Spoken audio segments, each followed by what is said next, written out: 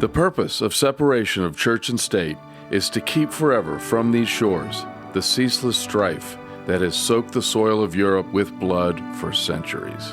James Madison. Welcome to the United States of Amnesia. We are the podcast that reminds us of what we have forgotten. It is often said that history repeats itself. Mark Twain allegedly said that history doesn't repeat itself, but it rhymes. But over time, many topics have become clouded by biases and oversimplifications, or have become mythologized and now are misunderstood. Misunderstanding means learning the wrong lessons from history, perhaps, or even learning nothing at all. And that can leave us poorly prepared for history's next rhyme.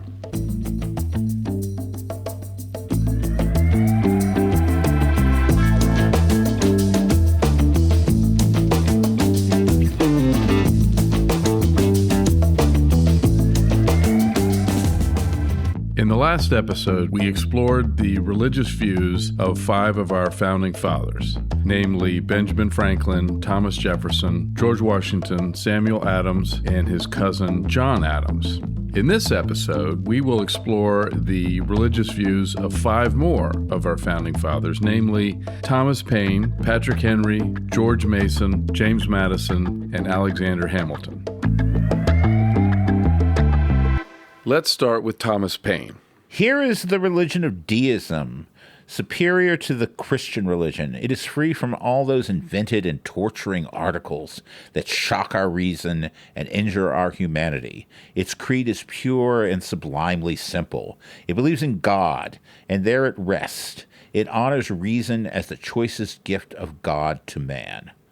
And this is from Thomas Paine's Age of Enlightenment, which we're going to discuss, his controversial book on religion in the modern age here. So Thomas Paine is the author of Common Sense, The Crisis, The Age of Reason, and this last book was strongly opposed, as we saw in our last program, by Samuel Adams. And he led probably a more disorderly life than any of the founding fathers. He's dismissed later on by Theodore Roosevelt as a nasty little atheist. But Paine did not regard himself as an atheist.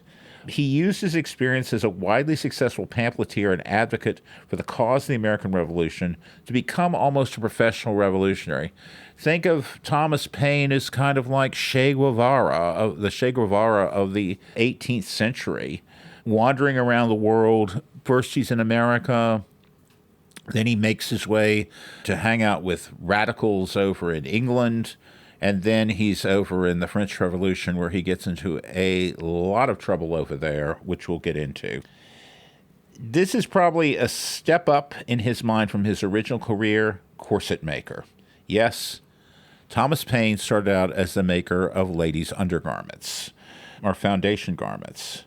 Paine was arrested in 1793 by the French Revolutionary Forces, placed under sentence of death, and only released at the urging of James Monroe, who was American minister in France and later the 4th president.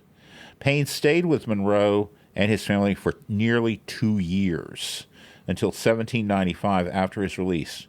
And this is when he published his critique of Christianity, The Age of Reason, and outraged the more orthodox members of the public with its assault on Christianity and organized religion. Specifically, Paine rejected divine revelation, claimed that tales of Christ's miracles, resurrection, and divinity had no more value than pagan myths, asserted that churches oppressed and exploited their members to the benefit only of the clergy, and proclaimed deism to be superior in every way to Christianity, which he regarded as unreconcilable with it. This put the founding fathers, who were all friends with Paine and had admired his stance on American independence during the Revolution, in a difficult position. Paine was actually born a Quaker, and he felt his book, even though it's controversial and denounces Christianity, would do a great deal to combat what he saw as a rising tide of outright atheism. Again, we look at certain, when we dissect these beliefs of Paine, they're not at all at odds with the belief structure of the other founding fathers. Miracles he doesn't like. Adams made his comment about, organized religion suppressing free thinking or thought. Paine, though he has a reputation as a radical, these beliefs are kind of in line with the founding fathers, except he expresses them very forcefully, and he outright denounces Christianity. But he thought he was fighting against atheism. He's fighting against atheism, but he he gets accused of it. Yes, he gets accused of it. That's the irony here. He creates a lot of problems by basically going a lot further in expressing shared beliefs that other founding fathers held, but held quietly, discreetly. Yes, very Again, quietly. There is a big difference between talking about deism in a letter to a friend who's like-minded to writing a whole book about it and basically saying Christianity is a bad religion. So this might sound subtle to us, but it's kind of, I think it's a big deal. It's kind of a bridge too far in terms of the ruling orthodoxy of the time. Paine's status as a founding father occurred during the American Revolution, where both the Crisis and Common Sense were popular pamphlets that made the case for independence. Some scholars have argued that Jefferson deliberately adopted the simpler style that Paine kind of patented in Common Sense when he wrote the Declaration of Independence. And people have compared Jefferson's writings beforehand. They're very convoluted, lots of dependent clauses, the kinds of things that were typical of 18th century educated writing with what the Declaration was, and they see certain parallels there. Common Sense did include some deist references, but this, since it's not the central feature of the pamphlet, did not create any known controversies during the American Revolution. Common Sense has remained in print since its initial publication, and it remains the best-selling work by an American of all time. Something to consider here. F. Scott Fitzgerald famously observed, somewhat pessimistically, that there were no second acts in America. Had he lived longer, he might have changed his mind. Paine's second and even third acts are very different from his career in the Revolution. He became more controversial with time and even a notorious figure amongst Americans. And again, this is mainly due to his denunciation of Christianity in the Age of Reason. His views on the Bible did not unnerve some people. His views on religious groups, all religious groups, as a matter of fact, which were characterized as corrupt organizations, certainly did, leading to breaks with both the Adamses and Washington. In 1787, this is where he met up with the British radicals, and these included William Godwin, father of Mary Shelley, the creator of Frankenstein, the poet William Blake, and the scientist Joseph Priestley, all of whom are radical figures on the fringes of British society. In the 1790s, he was named a member of the Assembly, even though he couldn't speak French. Such was his reputation amongst people who were in favor of freedom. He wrote The Age of Reason in response to Edmund Burke's Reflections on the Revolution in France, which was not a positive treatment of the French Revolution or in revolutionary movements in general. It's considered to be the fountainhead of all conservative writings in reaction to the French Revolution. Paine, as I said, Paine was eventually in over his head as far as the French Revolution was concerned, and returned to America after his 2-year stay in Monroe's home at the invitation of Thomas Jefferson, who kind of kept Paine at arm's length, but he never really broke with him as we saw with the others. He died in 1809 in, of all places, Greenwich Village in New York City, somehow appropriate. Though influentially politically, it was only during the American Revolution Paine's extreme views had an impact among a narrow circle of influential people, but impact in terms of establishing religious policy in America would be negligible during the post-revolutionary era. Paine's views do underscore the range of religious views that were held by people who founded the United States and how at odds they would be with contemporary Christian conservative advocates. Were Paine alive today, he would certainly view their efforts as confirmation of his most severe criticisms of organized religion.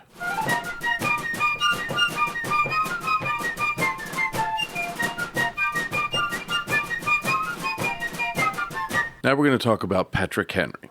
Patrick Henry actually supported a form of state-sponsored religion, putting him at odds with figures like Jefferson and Madison on this issue. Henry believed that Christianity was essential to maintaining public morality and social order. He thought that without government support for religion, society would descend into moral chaos. This wasn't about forcing a single denomination on everyone, but rather providing public financial support for Christian teachers and clergy broadly. But is this everybody that's going to be supporting, or is it just one religion? Everyone's going to be paying the taxes. Yes, but I mean, in terms of religious persuasions, is everybody's taxes going to one religion, or are they going to multiple religions? This would be Church of England. Church of England or Anglicans? Okay. Yes. The clearest expression of his views came through his support of the bill establishing a provision for teachers of the Christian religion in Virginia. He argued that the state should levy a tax to support teachers of the Christian religion across denominations, such that citizens could designate which church received their tax money. So sort of like Adams's 1780 Constitution. Precisely. He believed Christianity was the foundation for Republican government and civic virtue. He saw government support for religion not as tyranny, but as a practical necessity for a functioning moral republic. Henry is famous for championing liberty, yet on this issue he took a position that would have used state power to fund religion, a stance most of the other founders ultimately rejected. But he's only talking about the state in this case, the state of Virginia, not the federal government. You're right. Exactly right. Yes. Which I think is a distinction we need to make here with You're this, because if we're talking about the United States being founded on Christian principles and the need to maintain a kind of established religion here, then the Founding Fathers are taking a completely different view, saying this is something that's best left as a state function, not a federal function. Precisely, yes. He believed that true liberty required a moral citizenry sustained by Christian faith. So, in his mind, the two positions were entirely consistent. Odd that we have somebody who's Episcopalian coming up to the same conclusions as people who are Congregationalist or Unitarian, which are kind of, they're totally different in their approach to religion. But in this case, the pursuit of morality is something that's kind of causing them to come to similar conclusions. Morality was a driving goal Yes. of the Founding Fathers. Of good citizens. Of good citizens. We keep saying it over and over again. Yes. Right? Public morality leads to good behavior publicly. That leads to tranquility in civil society. Tranquility in civil society is a good thing because then you don't wind up with religious wars like that they had experienced in the 17th century in Europe and in England in particular, and so on and so forth. I keep seeing this recurring pattern. And you're right, different faith traditions are coming together towards the same conclusion about Yes. religion in civil society, at least. I think this has something to do with Locke, too, because Locke was kind of the great philosopher of the Whigs, which included a lot of dissenters over in England during the 17th century. So diversity is something that is valued. So many faiths are to be tolerated, not any particular one, which is what I think they viewed as problematic over in Britain. And again, we see that pattern coming along too. Again, going back to this idea of civic tranquility. If you start ordering people around and telling them what to believe, they're going to get mad at you and at each other. You won't be tranquil then. Right. So religion is important because it creates a moral framework in which people will behave civilly toward each other, and therefore society will be tranquil. But on the other hand, you have to at least tolerate, if that's the right word, all religious belief. Because if you don't tolerate all of them, then the people you're not tolerating are going to rise up against you, and you're going to wind up having civil strife, which then you won't have tranquility. So you need both in the way a lot of these guys are thinking. You need religion to give you a moral framework. You need to leave religion alone so that people can believe what they want, have freedom of conscience, in order to have a tranquil way of expressing that. You don't civil want society. gunpowder appearing mysteriously in the basement of the Capitol building by dissenting religious believers. Marshall's reference to the gunpowder plot of Yes. 1605 Yes. in England, which we talked about in an earlier episode. Yeah, which was done by Catholics who felt themselves oppressed by the state. James Madison is also famous for another quote along the same lines. Religion and government will both exist in greater purity the less they are mixed together. And that's a letter to Edward Livingston in 1822.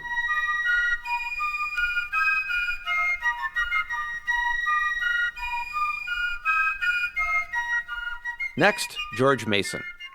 And many of our listeners might say, who is George Mason? And that's understandable. He's been largely forgotten. Few of his papers have survived. He could be acerbic and tended to shun political office. He was not a member of the Continental Congress, and so he did not sign the Declaration of Independence. And he mostly is remembered for refusing to sign the Constitution in 1787. And for these two reasons, not having signed either the Declaration of Independence or the Constitution, he's sometimes not considered to be a founding father. But the context here is important. He often is considered the forgotten founder because, in fact, he did contribute a great deal to the ideas of the Declaration of Independence and of the Bill of Rights. In fact, he did not sign the Constitution because it did not include a Bill of Rights. And he was concerned that a constitution without a Bill of Rights would make the federal government too powerful. He thought that if it would become so powerful that it could lead to a monarchy in the United States or a corrupt aristocracy that infringed on both individual rights and on the sovereignty of states. I'm just going to say, Note the sovereignty of states, too. You know, nowadays, so much of that is conflated with the Confederacy and states' rights and therefore slavery and things like that and secession and those kind of negative things in our past. In fact, though, sovereignty of states is an important part of the way the United States governmental system, the federal system works. And if you think that doesn't matter, then, do people in California want to do things the way they do in Texas? Do people in Texas want to do things the way they do in California? They probably want to have their own distinct ways of doing things. So under a federal system, the sovereignty of the states to control to some extent how they carry out their affairs, how their states work, is an important thing today in American the American governmental system, the federal system. So that matters a lot today, and it mattered a lot to George Mason in his refusal to sign the Constitution without a Bill of Rights. And I would say that probably this whole notion about states' rights within the context of early America has a lot to do with this whole idea of national harmony, in the sense that you don't want Congregationalists from Massachusetts imposing their views on Anglicans down in Virginia. That would create a sort of sense of social disharmony. Yeah, so if we're all going to get along in one country, we're going to have to accommodate each other one way or another somehow. And the way to do that was to have a federal system where the different states had some sovereignty, some control over their affairs, yes. All right, so George Mason, he was from Virginia, a large state university in Fairfax, Virginia. George Mason University is named for him. He's better known in Virginia because he's from Virginia than he is elsewhere in the country. His home, Gunston Hall, is located in Fairfax County, Virginia, outside Washington, D.C. It's only about a 15-minute drive from where we're recording this, yes. I think. It's preserved. It's open to the public. You can go there and learn about him someday if you're ever visiting the area. He was from Virginia, and Virginia's established religion, as we talked about, its established church, was the Church of England, later, or the Anglican Church, later called the Episcopal Church. So his religious orientation was toward Anglicanism, Episcopalianism, because of that. However, he believed very strongly in the separation of church and state. So he wrote a document called the Fairfax Resolves in 1774, and then he wrote a different document called the Virginia Declaration of Rights, which Virginia adopted on June 12, 1776, which is 23 days before the Declaration of Independence on July 4th. These documents, and particularly the Virginia Declaration of Rights, laid out many principles familiar to us today. And that's because Thomas Jefferson drew on them heavily, particularly on the Virginia Declaration of Rights, when he wrote the Declaration of Independence. Some people will say, oh, Thomas Jefferson cribbed it from George Mason. George Mason deserves the credit. No, that's not really true. But the point is well taken, though, that Jefferson respected Mason's work and drew heavily on him in writing the Declaration. Jefferson drew on a lot of people for the Declaration. He also drew on works by other people, but sitting on his desk was something by George Mason, and that's been forgotten, is my point here. And I don't see that as necessarily a failing, that you're going to take the best from the best minds of the time. I'm not saying. I'm just saying that some people will get critical and say things like that. Anyway, so the Declaration, but also the Virginia Declaration of Rights formed the basis for the Bill of Rights that James Madison wrote for the Constitution, and which was ratified in 1791. And by the way, the Virginia Declaration of Rights also inspired similar verbiage in many U.S. state constitutions, U.S. state bills of rights, in the French Declaration of the Rights of Man and of the Citizen in 1789, and even in the United Nations Charter, which was adopted in 1945. So George Mason's thinking and his work in writing, particularly the Virginia Declaration of Rights, casts a long shadow in terms of the as a political theorist, he's charters and constitutions of governments and organizations in the future. Yes, he's a very unappreciated political theorist that has contributed a great deal. So what did he say in this, right? So let's go to the Virginia Declaration of Rights. In the first draft of the Virginia Declaration of Rights, Mason wrote, now this is going to be in very florid 18th century style English. With dependent clauses and everything. Yeah, so we'll parse this, but just listen to what he wrote. He wrote, that as religion, or the duty which we owe to our divine and omnipotent Creator, and the manner of discharging it, can be governed only by reason and conviction, not by force or violence, and therefore that all men should enjoy the fullest toleration in the exercise of religion, according to the dictates of conscience, unpunished and unrestrained by the magistrate, unless, under color of religion, any man disturb the peace, the happiness, or safety of society or of individuals, and that it is the mutual duty of all to practice Christian forbearance, love, and charity towards each other. So let's parse that a little bit and see what he's saying there. Interestingly, he says religion, but then he says, or the duty we owe to our divine and omnipotent Creator. So it kind of sounds like he's reflecting, he's acknowledging religion there, but maybe also giving a nod to deism, right? Which is that a religion? Creator. The Creator, right? He's giving a nod there. And the manner of discharging it, okay, so how you go about doing it, can only be, your rituals, in other words, right? Can only be governed by reason and conviction. Reason and conviction. So you have to believe it, but you come to that belief through reason. He's not making an emotional claim here. You think it through, and then you make your decision. You develop your convictions based on your reason, okay? And that it can't be governed by force or violence. So you can't threaten anybody in any way. Violence, physical violence, obviously, but even just force, right? Maybe you don't commit an act of violence, but maybe you're arresting people, you're jailing people, right? You're using force. Those cannot govern your religious practice in any way, is what he's saying. Only reason and conviction can govern those. Therefore, you should enjoy the fullest toleration. Every man, he says, nowadays we'd say every person, every man and woman, right? Should enjoy the fullest toleration in the exercise of religion, according to the dictates of their conscience. And he says that the magistrate, so he's talking about the government, right? And the government cannot punish or restrain you from doing that, with one exception. And he says, if by exercising your religion, your religious practices, you disturb the peace. Shout fire in a crowded theater. You disturb the happiness or safety of society or of individuals. Now, there's that tranquility thing again, right? So practice your religion, but don't disturb civil society. Don't oppress anybody else while you're doing it. Don't interfere with their rights. Okay, that's what he's saying. So we can't govern what you do. We should not govern and cannot govern what you do and think religiously, but you cannot use that as an excuse to disturb the peace, and you cannot use that as an excuse to oppress other people. Your rights end where another's begins. Now, he also says at the end here, it is the mutual duty of all to practice Christian forbearance, love, and charity towards each other. So all of us have a duty to follow what he explicitly says is Christian teachings. Now, maybe he's saying if you're Jewish, if you're Muslim, if you're whatever else you are, and the teachings you're following mirror what Christianity teaches, then you're good, I guess is what he's saying there. But he does say that you have a duty to carry out these Christian morals. Yes. Or Christian-informed morals, at least, Christianity-informed morals. That's a duty that you have. I see that as, again, reflecting this idea that religion provides, that a lot of them had, that religion provides a moral underpinning for how you behave in a society, and therefore it's critical to have it. So you have a duty to carry that out. That's how I read that.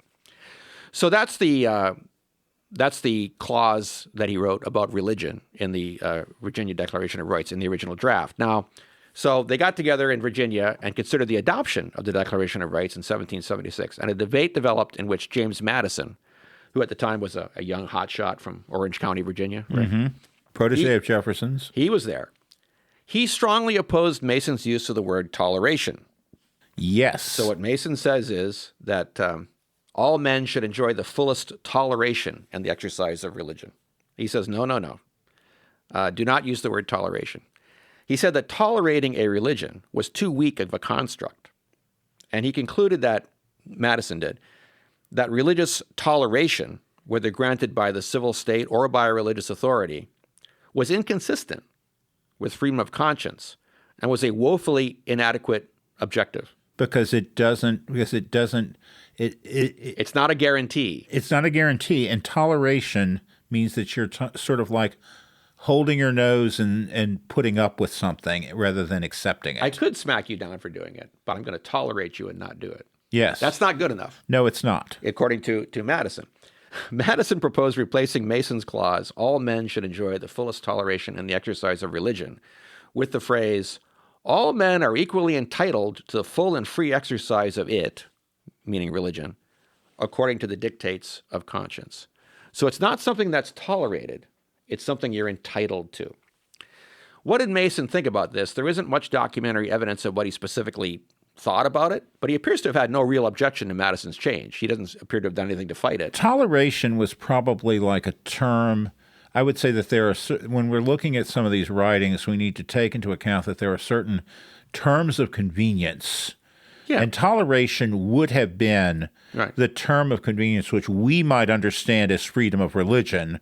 And I think, but Madison does make an important distinction I would there. say that most people would say toleration is a good thing, sure, fine. But Madison is taking it one step further and saying, well, no, you really want to establish a deeper requirement than just toleration. Mason appears to have had no real problem with that. And so the final version that was adopted is the first legal statement of religious liberty, according to my reading, my research. It's the first legal statement of religious liberty ever really made. What was the year again? 1776. Yeah. And it came out as Article 16 of the Virginia Declaration of Rights, and it states that religion, or the duty which we owe to our Creator and the manner of discharging it, can be directed by reason and conviction, not by force or violence, and therefore all men are equally entitled to the free exercise of religion according to the dictates of conscience, and that it is the mutual duty of all to practice Christian forbearance, love, and charity towards each other. And that's what they agreed to. So, in other words, the free exercise of religion is a right, and all people are entitled to it. Civil authorities must do more than merely tolerate it. They must ensure it. And I think as a statement of original intent, if we're talking about what the original intent is, this is a kind of crucial statement to consider when we're looking at what the original intent is behind the Founding Fathers and the establishment of the United States and the relationship of religion. So that was what they actually officially adopted, but Mason's original draft of what became Article 16 was the one most widely circulated among the other states at the time who were drafting their own constitutions and bills of rights and things. So his original draft was probably the one that was most influential on other states, not the modified version that they worked out with Madison. Scholars have noted that Mason wrote and Madison retained the clause that religion or the duty we owe our Creator and the manner of discharging it. The retention of this line suggests that both Mason and Madison construed religion as belief in a Creator and all of the duties arising from the belief in that Creator. Mm-hmm. So you have to believe in a Creator, but then you have to believe the Creator assigned duties to you that you must carry out in the honor of that Creator. Good works. Good works. This notion is consistent with definitions of religion commonly used at that time, And it included deists, but it excluded atheists. Again, we have that stigma of atheism. You cannot, the belief system is that you cannot have a sort of like world without a deity in it. You cannot basically ascribe to a sort of like non-atheistic worldview where everything's just happening because it's happening. A final note on this, a scholar named L. John Van Til observed that the final version aligned the terms creator, religion, and conscience. So Van Til wrote that religion is the way that a man relates to his creator. But this relationship can be cared for only through conscience. And that conscience employs reason and conviction, not force and violence. So conscience is the only way to discharge the duties of man toward his creator. And therefore, the man must be at liberty to do that. So significantly, the article adds, it is necessary, therefore, to practice Christian forbearance, love, and charity towards each other. So this rests on two assumptions. One is that the rights of conscience envisioned by the Virginia Convention were to be exercised in a theistic context. And second, that it involves not only a relationship between one man and his God, but also the relationship of each man to his neighbor. There we have it again. There is a civic aspect in terms of civic behavior, how one behaves toward one's neighbor, reflected in a religious underpinning, but having a practical, secular, civic effect in terms of how you function in your society. And I see this as a recurring theme, put in different ways, maybe coming from different faith traditions, but you keep seeing it over and over again amongst the founders. So that's George Mason.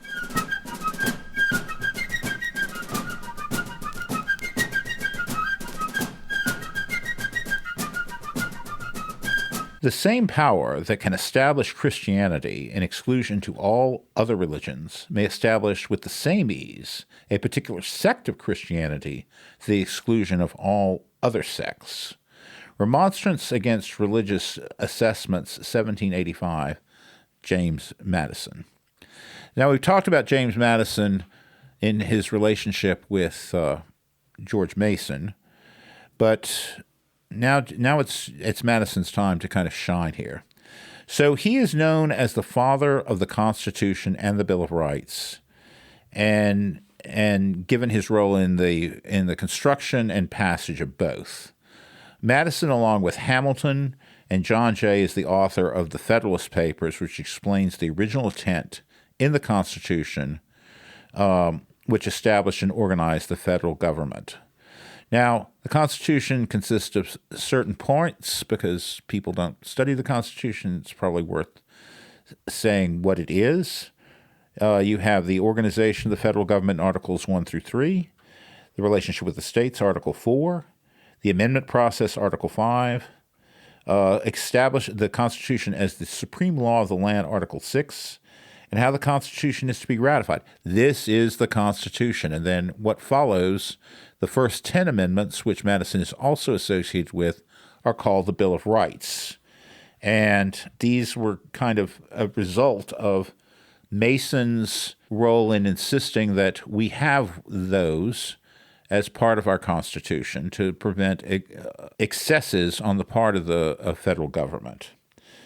So Madison was probably the most proud of the Constitution, and rightly so, and the Bill of Rights, because this is what literally creates the American nation. It's not the flag, it's not anything else, it is the Constitution. Madison was a so-so president during the War of 1812, which we might want to address in a future episode. But it's really his skill as a legislator that makes Madison a founding father. Madison is exceptional in many ways. He's, first of all, the shortest president of the United States. He is 5'4". Jefferson and Washington are both over 6 feet tall, and Adams is 5'7". So just imagine how tall Madison would have stood. He would have probably needed a box to preside over anything to stand upon. He's a very quiet and scholarly person. He is, interestingly, for someone from Virginia, he did not go to William and Mary, which was the usual location for turning out statesmen, lawyers, ministers, etc. during the colonial period. He instead went to Princeton, New Jersey, and this is because of the rising tide of deism that was the result of Scottish members of the Enlightenment coming over to teach at William and Mary. The idea was to send Madison to a more conventionally religious institution like Princeton, as it was at the time. And what was Princeton's denomination orientation? Presbyterian. It was Presbyterian? Okay. Yes. So he's also a protege of Jefferson, who literally sent him truckloads of books from Europe when he was serving as U.S. ambassador, possibly the greatest act of friendship and influence that Jefferson could have over the development of the Constitution and the Bill of Rights. Madison used these offerings as a delegate to the Constitution to provide insight into possible structures of the federal government, which, again, was his proudest achievement. Very little is known about the exact religious views of James Madison. Like other founding fathers, he did not advertise them. It was probably considered impolitic to do so. You know, we see what happens when you're Thomas Paine and you start shouting from the tops of buildings what you believe, what effect that can have on your popularity and influence. He is well versed, though, in religious matters. He could read the Bible in both Hebrew and Greek, and was familiar with a wide variety of authors on religious matters. Interestingly, you know, how we see that with Washington, he doesn't necessarily indulge in communion. Madison was never confirmed in the Anglican Church, despite attempts to kind of maintain a more conventional religious upbringing. He may have held Unitarian views similar to John Adams, some people think. He was profoundly affected by the persecution and arrest of dissenters in Culpeper County, an event he witnessed shortly after returning from Princeton.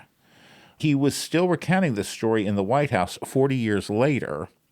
His wife, Dolly Madison, was a former Quaker and had a similar series of tales involving the persecution of Quakers. So religious persecution was very much a part of both members of the family's backstory.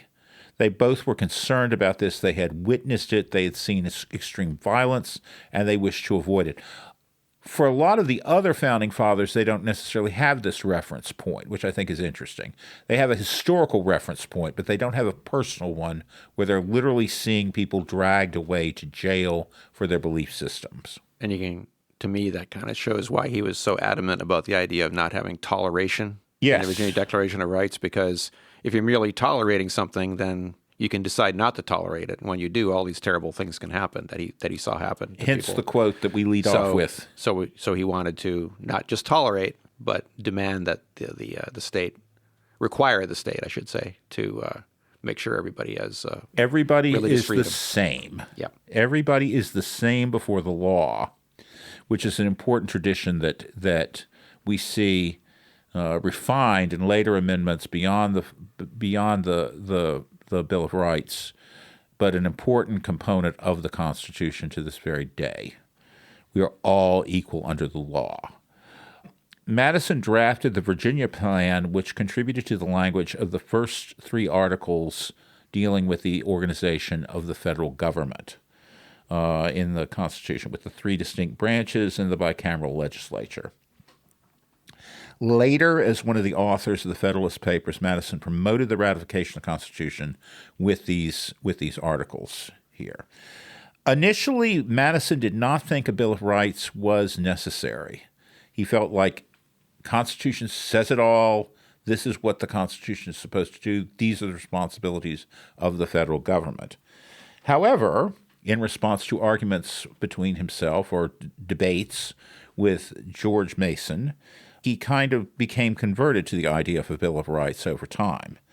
This is sort of the dynamics of politics before we have cable news and all sorts of tweeting and such, that people could actually have a debate about issues of the day and actually change their mind and agree to come to a different conclusion based on the strength of their opponent's position there.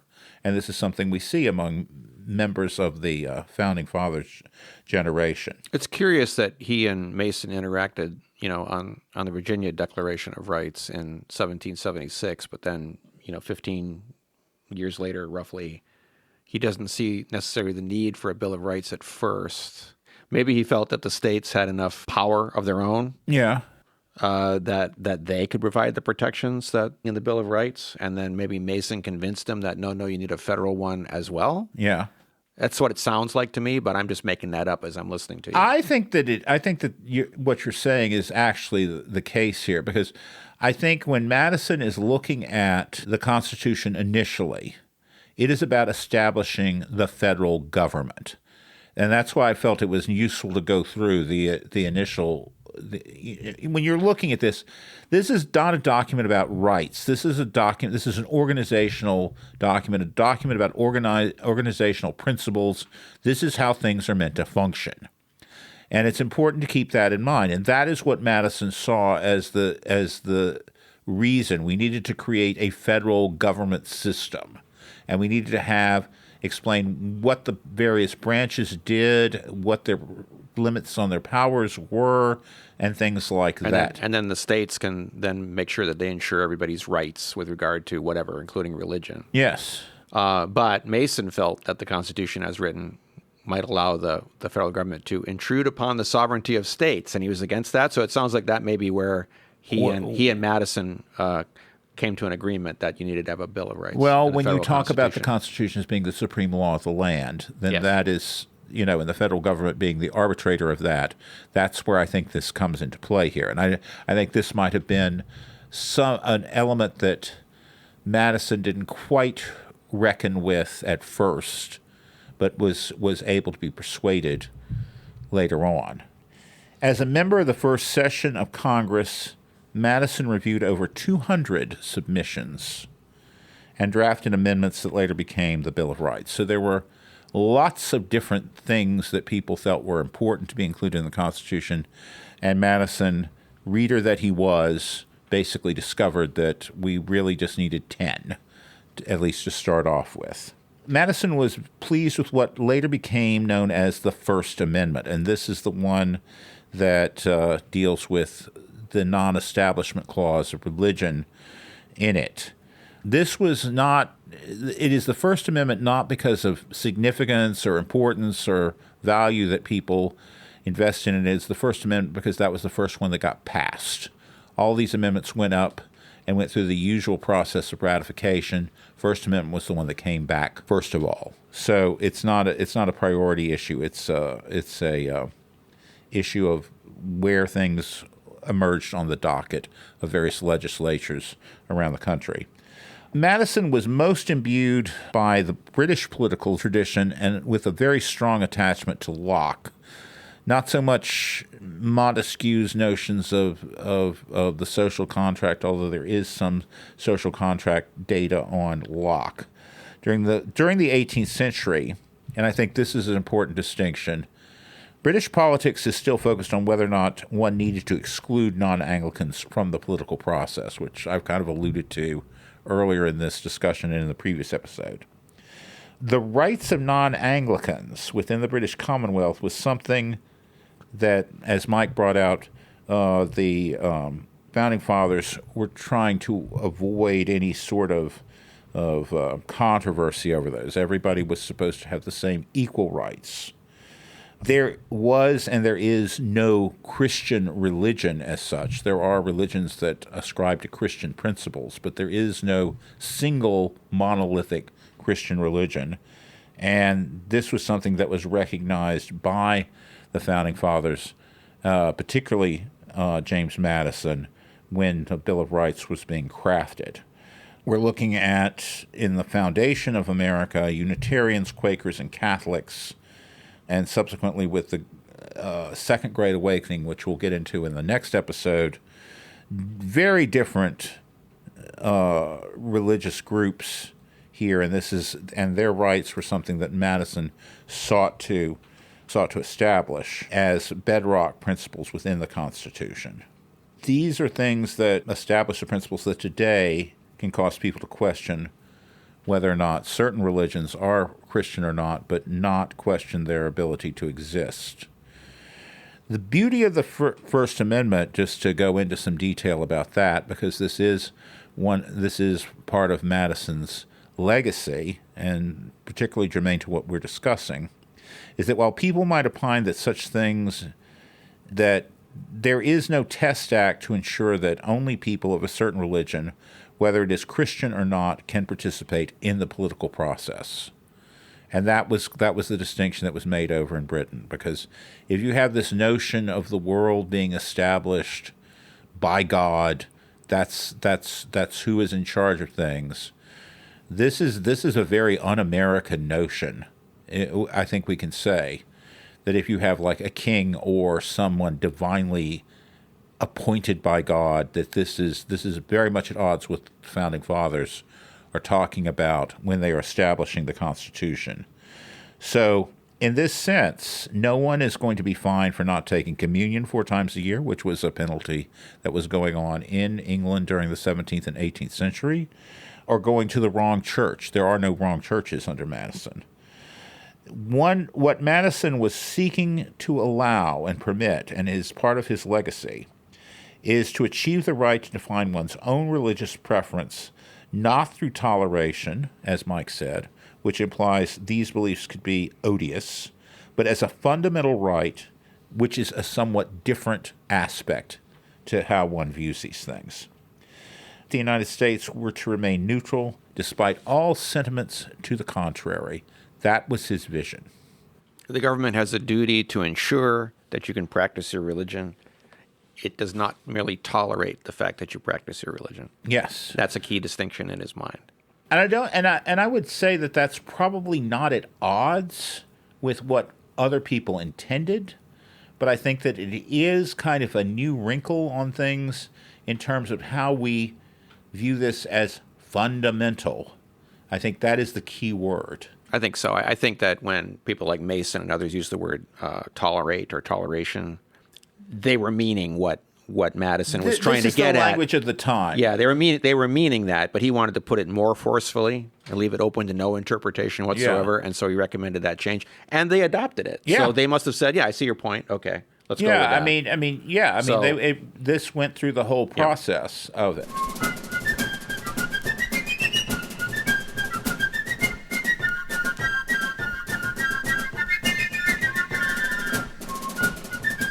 Which brings us to our final founding father, I believe we're going to discuss, Alexander Hamilton. He presents a complex picture in many ways. He was born on the island of Nevis, Nevis it's spelled, Nevis. It's in the Caribbean. It's now part of the country of St. Kitts and Nevis. Traditionally, he's viewed as having been raised Presbyterian. That's because his mother was born Christian, and his biological father, to whom his mother was not married, was Scottish. So the assumption was a Scottish man is going to be Presbyterian. Mother was Christian. He must have been brought up Presbyterian. That was the idea there. There is recent scholarship which has been embraced as being an important contribution to understanding of Hamilton.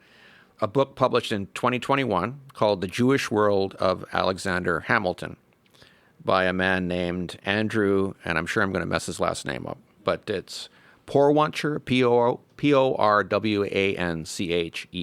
Porwancher, maybe he pronounces it differently. If he does, I apologize to him. Anyway, this book raises a whole new idea of how Hamilton was raised. And it's circumstantial evidence, there's inferences there, but it's well constructed with a lot of evidence. So it's not considered proof, but it's considered to be significant evidence that must be considered that, in fact, Alexander Hamilton was raised Jewish. Could I ask a question here? Sure. When we're saying raised Jewish, does this mean that he is going through the formal rituals of Judaism, such as bar mitzvah and things like that, or is he being raised to Jewish principles? Is that kind of the argument? I don't know, and I'm not sure that the scholarship gets into that because I'm not sure that they know. Okay, but let me show you what they say, and then you can consider what that means. So why does this even come up? Well, his mother, Alexander's mother, was married to a man who very well may have been Jewish. He had a last name which was extremely uncommon outside the Jewish community and very common among Jewish men. Yeah. So it's highly likely that he was Jewish. And there is some evidence that she may have converted to Judaism. Not proven, but there's some evidence of that. Hard to do in any event, though. Well, on Nevis, maybe things were different there. Yeah. I don't know. So her marriage to the Jewish man fell apart. She gave birth to Alexander out of wedlock to the Scottish biological father. Because it's hard to get a divorce over there. Yeah, who was definitely a Christian and probably Presbyterian. But it goes further. So Hamilton, as a youth, received schooling from a Jewish headmistress on Nevis. Now, he never claimed Jewish heritage. As a teenager, he claimed to have been raised in the Church of England. That's interesting with a name like Hamilton, which is Scottish. But he also said that he had never taken communion, which was a significant thing for him to say at the time. So it's a mixed bag of evidence. Yeah. He didn't claim Jewish heritage, but maybe he didn't want to tell people he had any kind of Jewish heritage. You're asking questions about was he bar mitzvah? You know, I don't think that they know. Maybe if you delve into it further, you'll find out more information about that. But that didn't come up in my research as being an issue. I didn't even see this. You know, like the book on Hamilton is the Chernow book, which is the basis for the musical, actually. Well, this is a new book, fairly new. This is post. And it's new scholarship, and it's something that's considered really worth considering. It's not considered proof, but really worth considering. He may have actually been raised Jewish to at least some extent. That may have been part of his upbringing. I don't know how significant that is, but it just is. I'm going to make a comment. Hamilton is probably, in the most basic sense of the word, probably the most cosmopolitan of any of the founding fathers. So this is not necessarily at odds with his overall life story that he would have some influence from Judaism, particularly growing up in the Caribbean there, as opposed to one of the major colonies here. Hamilton also kind of tries to reinvent himself, I will argue, as almost more Catholic than the Pope, more waspy than anybody else once he gets to America, takes up his scholarship at King's College, and becomes an aide to Washington during the Revolutionary War. He basically goes hog wild into kind of being more part of the establishment than he was actually born into. So I'm going to cover some of that. Oh, sorry. Yes. I didn't mean to. I didn't mean to. That completes my talk on Alexander Hamilton. I'm sorry. I thought that was coming. Yeah. No, we're going to talk about some of this, okay? But I mean, I needed not some of the details you're providing, but we're going to talk about it. And, okay, that's fine. So whether he was raised Jewish or to what extent he's raised Jewish or not, okay, regardless, he appears to have become an ardent Christian, or he certainly was an ardent Christian, in his late teens. A destructive hurricane hit Nevis when he was 17 years old. And in the aftermath of that hurricane, he wrote a sermon about it. In that sermon, he exhorted the privileged people of the island to be humble before the scythe of God and to use their superfluity, by which I believe he's referring to their money, all the extra money they have that they don't need, according to him, to help the less fortunate. Interesting position for Hamilton to take. Yeah. So at age 17, he comes across as an ardent Christian. And in fact, this sermon brought him to the attention of a Presbyterian minister who sponsored his move to America. Now, you were talking about, the cosmopolitan nature of his upbringing, right? So we have some kind of Jewish aspect probably going on in his childhood. Or influence. Influence, at least, right? We have his profession of being Church of England all along, but never taking communion. Yeah. We have a Presbyterian minister bringing him to to North America. So there's a bunch of different religious things going on in his background, and it's maybe a little bit chaotic, and it's not all that well documented. So it's a little bit hard to tell exactly how it all fits together. Well, when you're illegitimate, you lead a chaotic life, and Hamilton was always, I would argue, in search of a father figure, which starts out maybe with this Presbyterian guy who's sponsoring him to go to university in New York City, but it later becomes Washington for sure. How old was he when he came to the mainland? Exact age, I'm not sure, but it was based on this sermon when he was 17, so he must have been 17 or 18. He was Yeah, so somewhere it was in like there. a teenager. Okay. late teens for sure. It's not unusual for someone to be very young to go to university at that time. Right. You're talking about his upbringing. He did have a pretty chaotic upbringing. You know, his father, biological father, vanished after he and his mother broke up. His mother died. A cousin took him on as being like his guardian, but then the cousin committed suicide. Yes. He had an aunt, an uncle, grandmother. They all died. There were bankruptcies. There were, scandals because he was born out of wedlock. And also because of that, there was disinheritance. I mean, all sorts of things he was dealing with as a And this is all before 20. as a child. Yes. And people who experience those kind of things in life, not all of them, but there are a lot of people who then turn to religion for comfort, consolation, inspiration, and all that, right? Maybe he was one of those people. I don't know. I'm just throwing that out there as a possibility based on I the think childhood that- he experienced. Because by age 17, when the hurricane came through, he came across as an ardent Christian. And He impressed people as one. And he's also looking for stability in life, I would argue, as well. Back to this issue of his association with Judaism, by the way, there is a little bit more on that comes out in the recent scholarship. It was noted in that scholarship, but then also earlier, that he showed an affinity for the Jewish community in the colonies and later the United States, to an extent beyond that of any of the other founding fathers. The other founding fathers' views of Judaism ranged anywhere from toleration to out-and-out anti-Semitism. Yeah. But Hamilton had connections with various American Jewish communities. His even though the people of that time did not know anything about this possible Jewish upbringing of his, that's been discovered recently. His financial policies in the early United States, when he was Secretary of the Treasury from 1789 to 1795, he favored a national bank and a national assumption of debt. And those are things that just fit into anti-Semitic tropes. Yes. And so there was a tremendous amount of anti-Semitic opprobrium towards him personally, which is kind of ironic. And when you think about it, he may have been very closely associated with Jewish people, if not kind of Jewish himself in his upbringing. And to hear this must have had an effect on him as well. Well, he's if he's down in the Caribbean, this is a highly commercial culture. And so this is he is actually going to be very much associated with the commercial interest just where he's born.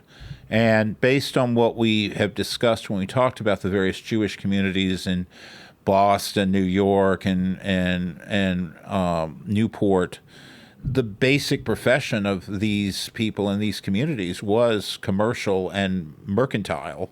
So Hamilton probably would have had closer contact with that community than any of the other founding fathers, just given his background and subsequent associations. So it's been pointed out that regardless of whether he had any Jewish aspect to his upbringing, it could be that the experience that he had as Secretary of the Treasury with all the anti-Semitic stuff that he heard, leveled at people during his tenure about finance and such, may have made him better understand the plight of the Jewish community and the kind of anti-Semitic tropes that they always put up with all the time. So in defending a Jewish client once as a lawyer in New York, he got up and said, has he forgotten? I guess he's talking about the guy that's, the prosecutor or whatever it is, or the opponent. The opponent, anyway. Has he forgotten what this race once were, when, under the immediate government of God himself, they were selected as the witnesses of his miracles and charged with the spirit of his prophecy? So that's very much Old Testament biblical That does sound, rhetoric, though, a isn't it? little bit at odds with what some of the other founding fathers believed, particularly with the discussion of miracles and things like that, though. Sure. Well, yeah. He also went on to say, be the injured party, Jew or Gentile, or Christian, or pagan, foreign or native, she, Lady Liberty, she, clothes him with her mantle, in whose presence all differences of faiths or births, of passions or of prejudices, all are called to acknowledge and revere her supremacy. So there he's making an argument about how people of different religious faiths should get the same protection of the law, Consistent with what we've seen which elsewhere. is a close cousin of the idea of freedom of religion in the first place, isn't it? So he expressed those beliefs. Now, what also happened, though, is in the middle of his life. Now, he only lived to be about 49 years old. Yes. So the middle of his life isn't middle age. The middle of his life is maybe his 30s or Yes. so, right? In the middle of his life, he seems to have kind of fallen off the wagon when it comes to religion. There's signs that he became quite cynical. He had distanced himself from religious belief. When the Constitution was written, someone asked him, why no God in the Constitution? And he just kind of flippantly said, we forgot. He had an affair with a married woman, which was America's first major sex scandal. Oh, yes. And it horrified religious people that he had done this. And at the time, he did not regularly attend church. So all of these things suggest that in the middle of his life, he distanced himself from religion. He wasn't following the beliefs or the practices really in any way, and was giving in to, animal passions and things like that. He could get frustrated very easily, and he would seek redress in various ways. This affair was not inconsistent with his earlier behavior, because Martha Washington famously named her tomcat Hamilton because he was always at the female feline cats and making his way around there. And so this was something that was readily understood by people, but it wasn't made public like the scandal involving his mistress there. So that was his second phase, his more or less non-religious phase, apparently, of his life. But then later in his life, religion began to preoccupy him. He became quite religious again. Is this when he's Secretary of the Treasury or after? I don't have an exact time link between those two. Probably around that time, though, because he was horrified by the excesses of the French Revolution. And the French Revolution kicked off in 1789 and went on for a good 10 years, depending how you want to count. Yes. He was horrified by that. And that's right about the same time as the drafting of the Constitution and all that is when the French Revolution happened, right? Yes. 1789. So he was horrified by that, by the French Revolution. He viewed it, what they had done, as terrible in terms of their excesses. And then they're also trying to come in and undermine the federal government with their own agents to make for a more pro-French foreign policy. Who were they? The French. The French Revolutionary government had their own agent in the United States. Okay. Citizen Genet, he was known. All right, Citizen Genet. And Citizen Genet was here to influence policy, which Hamilton was more pro-British because of the whole commercial orientation. Our leading trading partner had been Britain, and that's where he saw where the United States should emphasize its foreign policy, because it was about commercial interest and making for a sound economic system. Well, that being said about the commercial aspects of what he thought, it's also that he was horrified by the excesses of the French Revolution, and he wrote several essays critical of the efforts of the French to overthrow the Christian religion, because he said that to do so would rob, quote, mankind of its best consolations and most animating hopes, and make a gloomy desert of the universe. He noted, the praise of a civilized world is justly due to Christianity. So by around this time, he'd gone back again to being very, very pro-religion and very pro-Christian. He said that Christianity, later in his life, he said Christianity formed the basis of all law and morality, and, quote, the world would be a hellish place without it, as one observer noted. But he's not focusing on miracles. He's not focusing on life everlasting. He's focusing on order and more public morality, though, when he makes these statements. Yes, although he also mentions mankind's best consolations and most animating hopes. Okay. And so without that's life those, it would be a everlasting. gloomy desert of the universe without him. So, I mean, there's more to it than that in his thinking. As Inspector General of the new United States Army, in the Revolutionary War, we had the Continental Army. Yes. In the Revolutionary War, that was done away with, but then we created the United States Army, which we have today. He asked that Congress fund a chaplain for every brigade in the Army. In 1802, he and his wife Eliza purchased a country home, which they called the Grange.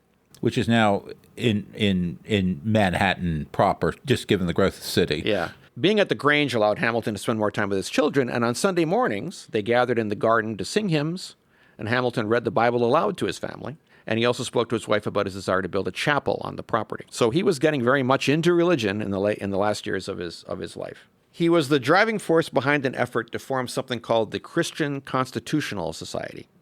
He proposed it in 1802, along with a fellow named James Baird. Mm-hmm.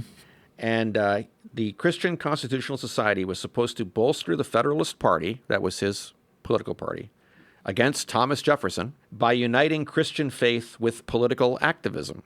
Its goals were to support the Christian religion and the U.S. Constitution. He intended it to organize voters, support worthy candidates, and spread political information, and this reflected a late-life focus he had on connecting public faith to political action. In an 1802 letter to the co-founder of the society, James Baird, he said that the society's object is, first, the support of the Christian religion, second, the support of the United States. Mm-hmm. I have carefully examined the evidence of the Christian religion, he told a friend, and if I was sitting as a juror upon its authenticity, I would unhesitatingly give my verdict in its favor.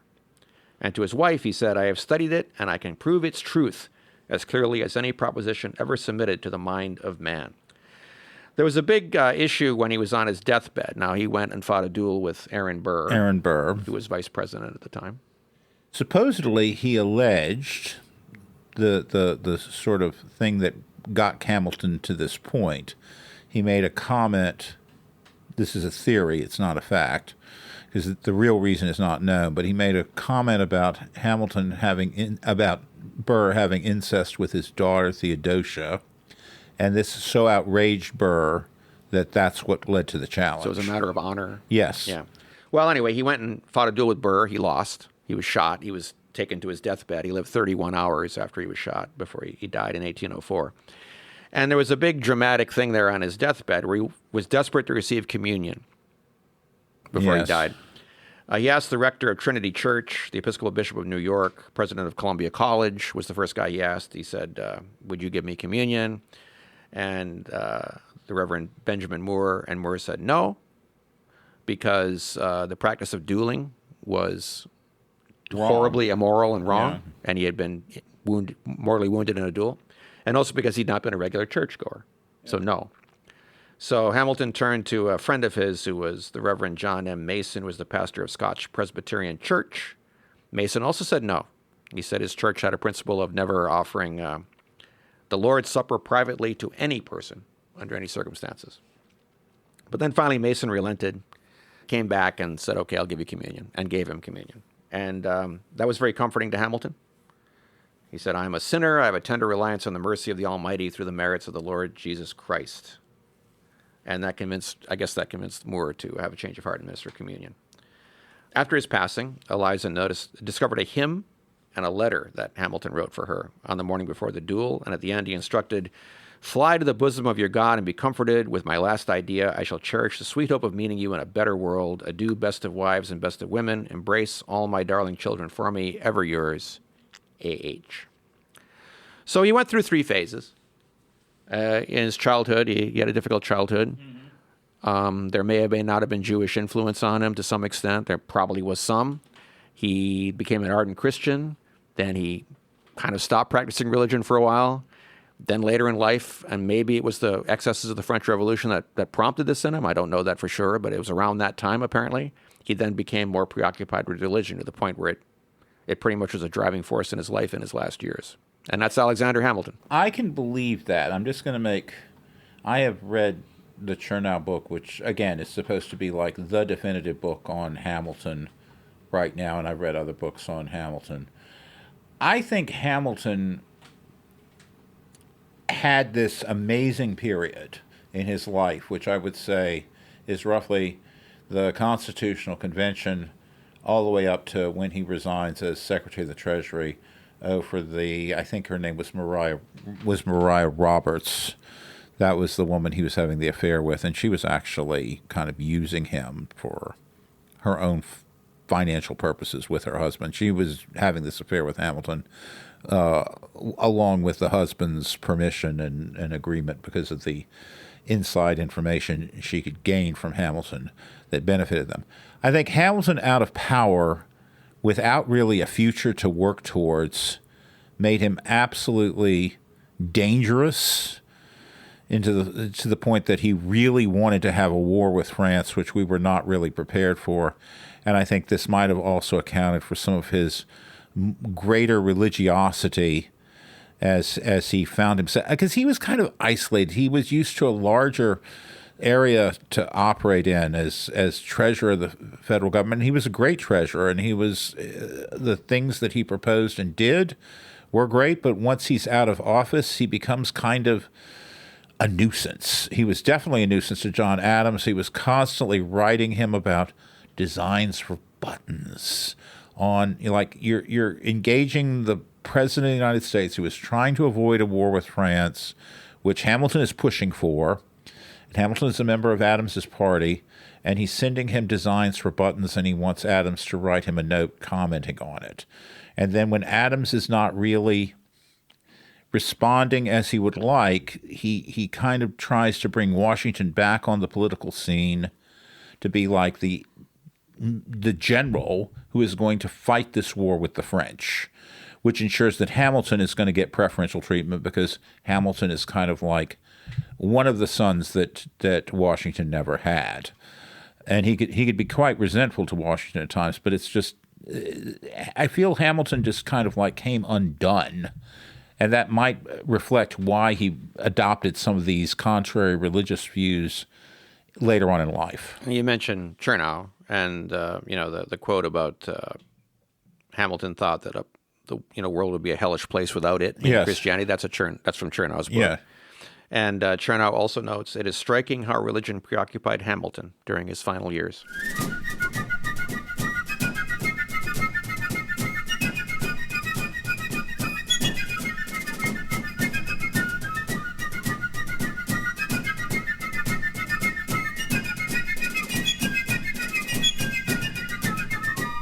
Okay, so we've covered 10 of the Founding Fathers in great detail.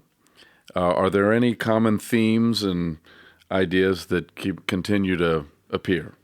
To me, what I see over and over again in various ways is that these men came from different faith traditions, right? Different denominations. But all Christian. Different sets of belief, all Christian.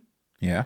They seem to share an idea that civil tranquility was very important to them. And again, this makes sense because of the religious wars of the 17th century. Even if you look at the history that's going on in Britain at the beginning of the 18th century, it is about how these religious differences are kind of undermining the ability of the state to function. Yes. They were very concerned that you have a society which is tranquil. They didn't want to have civil strife. And order. Well, to have tranquility, you have to have order. If you don't have order, it won't be very tranquil. So yes, and civil order, correct. At least initially, for most of them, there is this desire to avoid party friction, the kind of distinctions with party. And parties were based around religion over in England. The Tories were all high Anglicans. Sure. And the Whigs but fundamentally, were you're coming down to a religious issue there, right? Yes. And in terms of religion, they didn't want religion to be a source of strife. Therefore, they thought that the only way to avoid religion becoming a source of strife within society is to not try to limit or control it. Because whenever a particular denomination is favored by the government, it's going to cause friction. It's going to end in strife. So you must tolerate or go beyond toleration. You must require that the government be neutral toward all religions. At the same time, I think another component of the tranquility is that religion is important to them. Yes. They believe that religion provides you with a moral framework in which to live your life, which, because it shows you how to treat your neighbor, how to interact with your neighbor, how to treat your neighbor, that will result also in tranquility because you and your neighbor won't be fighting. So you won't have factions fighting within a government.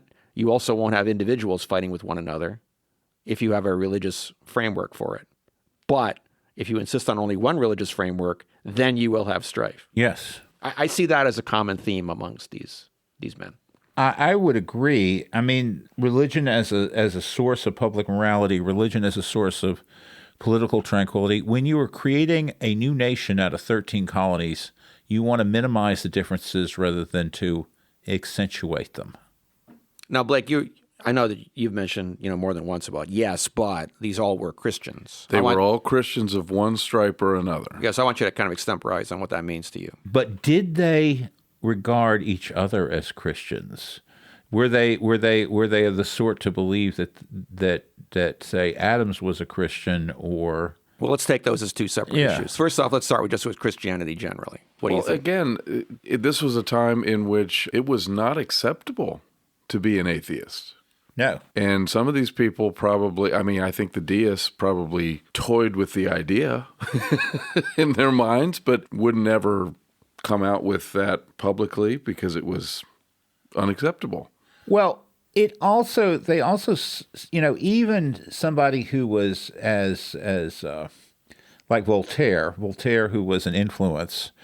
Voltaire is having a dinner party at his home in Switzerland, and one of the guests is basically arguing that there is no hell. And Voltaire immediately shushes him up because he's talking about this in front of the servants. And so when the servants leave, he says, do you want us to be killed in our beds? If we do not have the belief in hell to kind of motivate people to good behavior, then there will be no limits on any sort of excesses imaginable. This is not inconsistent with, say, what Burke is arguing in the Reflections on the Revolution in France there, which inspires Paine's Age of Reason here. So the idea that you have a life without religion or a life without the components of religion is likely to lead to civil strife or people just basically going crazy. Yeah, and I think that fits with this, again, like we said, the idea it may that plug back into this morality. Religion is a fundamental basis of morality that a lot of them seem to even with the most extreme elements of the Enlightenment, like Voltaire, who was also dismissed as being an atheist. He was a deist. It appears to be, unacceptable to be an atheist. It also appears to be pretty unacceptable to be a Unitarian.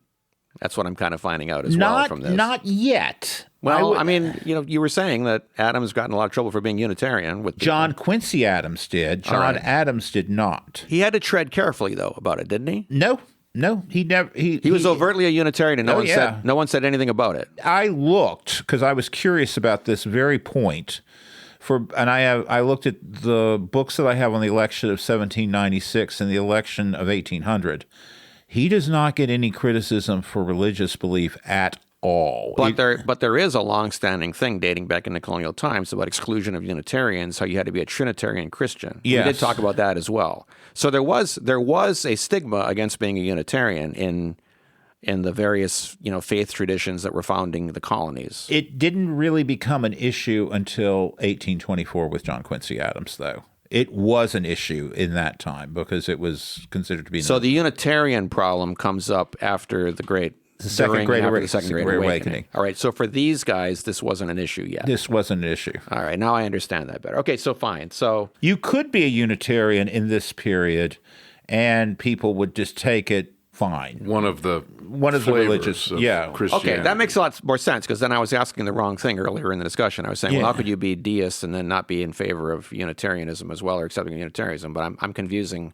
I guess I was confusing the 18th century with the Second Great Awakening. Then, in fact, you could be a deist and be Unitarian or Trinitarian, and nobody really cared.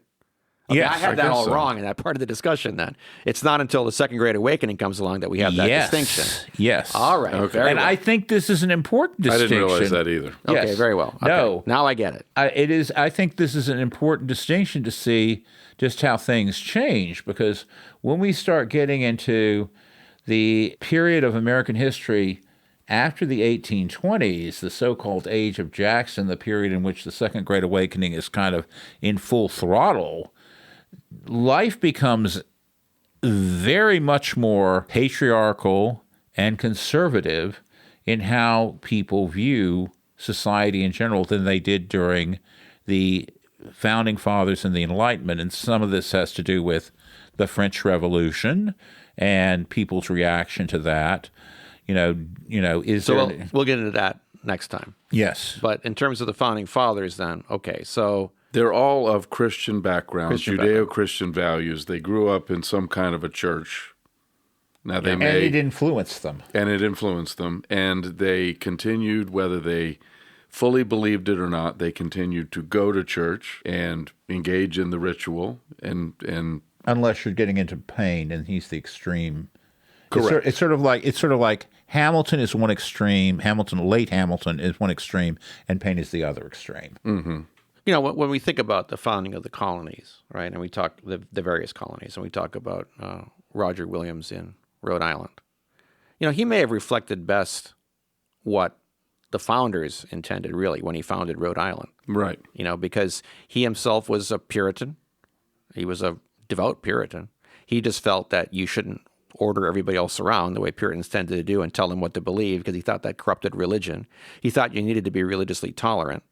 It was fine to engage other people about their religious beliefs, but not dictate them to them and that kind of thing. That's really, to me, a precursor of the way this kind of worked out with the founders, you know, 100 and something years later. Well, when they founded the country. as what became the United States became more religiously diverse, because you have the founding of the colonies, and then by the time you get to the Revolution, you don't really have single faith elements in any of the colonies. No, they all evolved. Even Maryland, which was started by Catholics, Catholics become minorities. They become a minority. Yeah. Right. We discussed that last time, but I'm just trying to say now when we look at the founders, right, themselves, which is our topic this time, the people involved in it, you know, we're also seeing how they were expressing a lot of ideas that I thought that, you know, Roger Williams was a precursor of that in the way he was looking at the foundation of Rhode Island in many ways. So, I mean, I think that they understood that, like, you know, Marshall, you've said there isn't just one Christianity.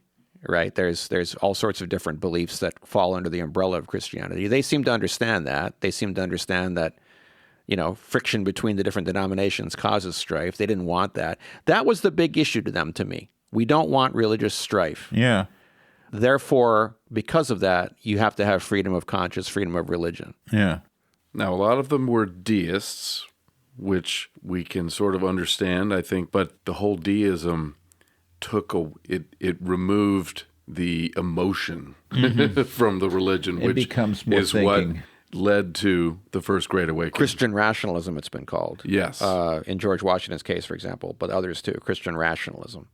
And Jefferson, I think, expressed this with the Jefferson Bible, cutting all the miracles and things like that. Precisely. So there's value in religion, but only through a rational view of it, not through superstitious views of it, not through emotional views of it. That was their approach to religion, and they went about it in different ways. But a lot of them seem, not all of them, but a lot of them seem to have worked their way through life, developing these thoughts and then putting them into practice in terms of what they did in the First Amendment and precursors to that First Amendment. So, did they found a Christian nation? What did they found? What were they trying to found? That's our question here before us. They founded a distinctly secular nation. Figuring that Government. Yes. A distinctly secular government, I should have said. Informed by Christian morality. By Christianity. But yes. not dictating Christian belief. Yes. Right. So despite their differing religious views and faith traditions, the Founding Fathers took an approach to religion in the new United States that emphasized civic tranquility, based on a right to worship as one pleased, and on the moral guidance that religious teachings gave regarding how people should treat their neighbors.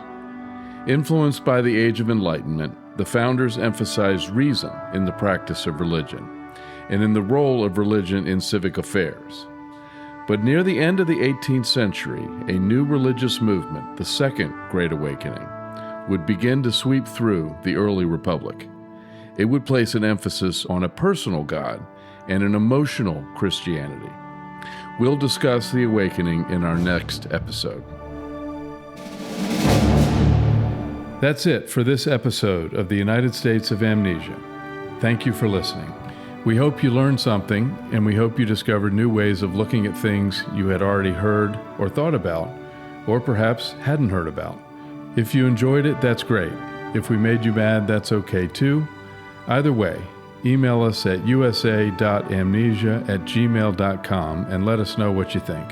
Also, let us know about anything you think we missed or got wrong. We'd like to know about that too. And of course, please like and subscribe and let your friends and neighbors know about us. We also have a website. It's www.usofamnesia.com. For Marshall, Mike, and myself, Blake Henke. Till next time.